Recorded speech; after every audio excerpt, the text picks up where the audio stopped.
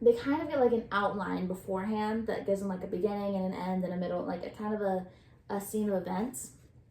And mostly just the actions and the improv or dialogue are most of the actions and the dialogue are improvised for the sake of the audience and the experience.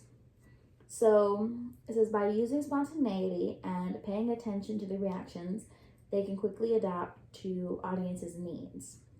In other words, interacting with the crowd helps to keep the crowd engaged. Oh, okay, that's the end of my part of the presentation. Yeah.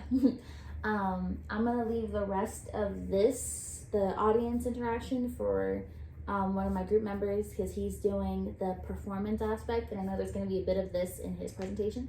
So I'm gonna stop mine right there. That was my section of the presentation. Thank you very much for watching, and I'll see you soon.